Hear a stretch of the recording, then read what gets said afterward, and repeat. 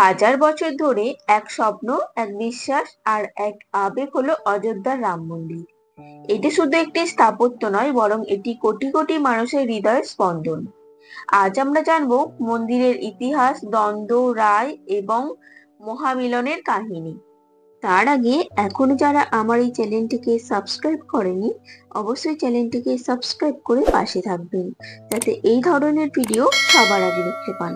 রামায়ণ অনুসারে এখানে অযোধ্যায় জন্মগ্রহণ করেছিলেন শ্রী রামচন্দ্র।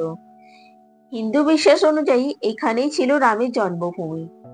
শতাব্দীর পর শতাব্দী ধরে এই স্থানটি তীর্থস্থানে পরিণত হয়। 16 শতকে মুঘল সম্রাট বাবরের সেনাপতি মীর বাকি এখানে বাবরি মসজিদ নির্মাণ করেন, কিন্তু হিন্দু সমাজ দীর্ঘদিন ধরে দাবি করে আসছিল মসজিদটি রাম জন্মভূমির ওপর নির্মিত।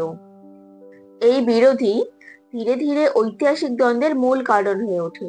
1949 সালে হঠাৎ করেই বাবরি মসজিদের ভেতরে রামের মূর্তি পাওয়া যায়। তাতে শুরু হয় আইনি লড়াই।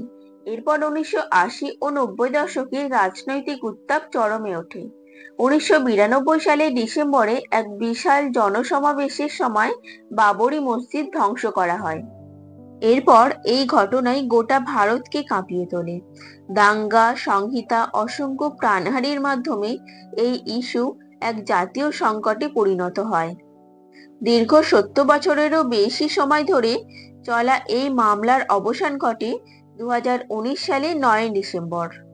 ভারতের সুপ্রিম কোর্ট ঐতিহাসিক রায় জানান। পুরানো সাক্ষ্য ও প্রত্নতাত্ত্বিক প্রমাণ অনুযায়ী রাম জন্মভূমির স্থানে মন্দিরের অস্তিত্ব ছিল। আদালত রাম মন্দির নির্মাণের জন্য বিতর্কিত জমি হিন্দু পক্ষকে প্রদান করেন এবং মুসলিম পক্ষকে অন্যত্র 5 একক জমি দেওয়ার নির্দেশ দেয়। এই রায় দেশের অনেক মানুষের কাছে ছিল ন্যায় বিচারের প্রতীক।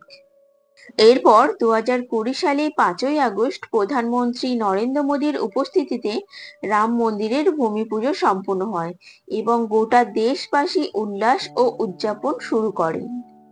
মন্দিরটির নকশা প্রাচীন নকশার আদলে হলেও নির্মাণে আধুনিক প্রযুক্তি ব্যবহৃত হয়েছে। বিশাল মার্বেল খোদাই করা স্তম্ভ এবং এক রাজকীয় স্থাপত্য রূপে এটি গড়ে তোলা হয়েছে। এবং সবশেষে 2024 সালে জানুয়ারিতে রামলালার মূর্তি প্রাণ প্রতিষ্ঠিত হয়। কোটি কোটি ভক্তের সামনে ঐতিহাসিক সেই মুহূর্ত। মন্দিরের দ্বার খুলে দেওয়া হয় জনসাধারণের জন্য এবং রাম মন্দির এখন শুধু একটি ধর্মীয় স্থান নয়, বরং ভারতের ঐক্য, সংস্কৃতি ও ইতিহাসের এক মহাকাব্যিক প্রতীক। এখানে প্রতিদিন হাজার হাজার দর্শনার্থী আনাগোনা করেন এবং দেশ বিদেশ থেকেও অনেক মানুষ এখানে আসেন। অযোধ্যার বুকে যে স্বপ্ন শতাব্দীর পর শতাব্দী ধরে ঘুমিয়েছিল, আজ তা জেগে উঠেছে এক নতুন আলোয়। এই রাম মন্দির এখন শুধু ইতিহাসের সাক্ষী নয়, এটি আমাদের সাংস্কৃতিক আত্মপরিচয়ের আর বিশ্বাসের এক প্রতীক। রাম মন্দিরের এই মাহাত্ম্য শুধু এই স্থানেই নয়, প্রত্যেকের হৃদয়ে গেঁথে রইল চিরকাল।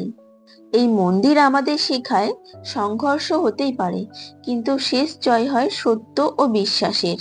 হ্যাঁ, আর এই ভিডিওতে আমি কোনো ধর্মকেও ছোট করছি না, বা কোনো বিশেষ ধর্মকেও তুলে ধরছি না, বা কোনো রাজনৈতিক দলকেও এই ভিডিওতে আনছি না। আমি এই ভিডিওটি শুধুমাত্র অযোধ্যা এবং শ্রী রামচন্দ্রের ইতিহাসকে তুলে ধরেছি। আর ভিডিওটি যদি ভালো লেগে থাকে তাহলে অবশ্যই একটি লাইক এবং ভিডিওটি বন্ধুদের সাথে শেয়ার করে দেবেন। আর এই ধরনের নতুন নতুন আপডেটেড এডুকেশনাল ভিডিও পেতে অবশ্যই চ্যানেলটিকে সাবস্ক্রাইব করে পাশে থাকবেন। ধন্যবাদ বন্ধুরা।